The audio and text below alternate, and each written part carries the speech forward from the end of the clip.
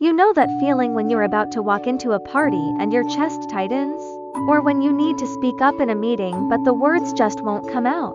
We often call this social anxiety and leave it at that. But here's something most people don't realize. The simple act of identifying exactly what you're afraid of can be one of the most powerful tools for overcoming it. Think about it. When we say, "I have social anxiety," we're describing this massive, shapeless monster. But what if that monster is actually made up of very specific, manageable fears? What if you're not afraid of people in general, but specifically afraid of saying something stupid, or being judged for looking nervous, or that awkward silence after you tell a joke that doesn't land? This approach isn't just common sense, it's actually grounded in proven therapeutic methods, in exposure therapy and cognitive behavioral therapy.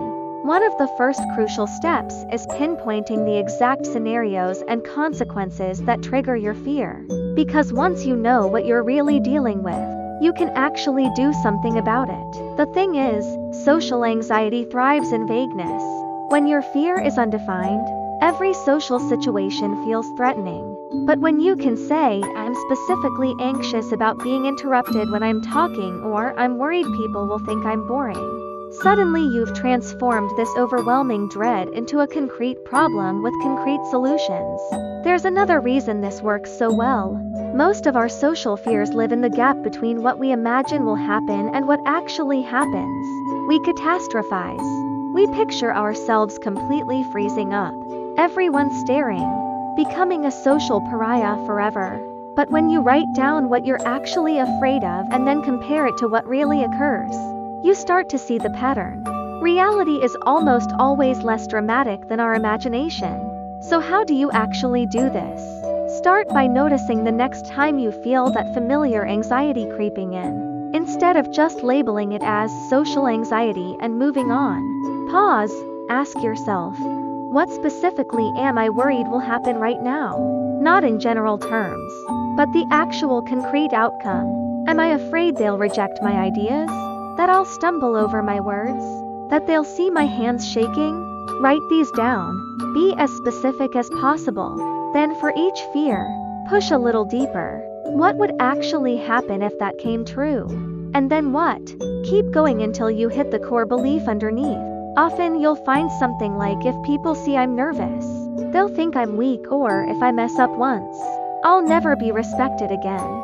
These core beliefs are usually exaggerations, but they feel absolutely true in the moment. Once you can see them written down in plain language, though, they started to lose their power. You can question them. You can test them. Here's where it gets practical. Once you've identified your specific fears, you can rank them. Which situations make you moderately anxious versus absolutely terrified?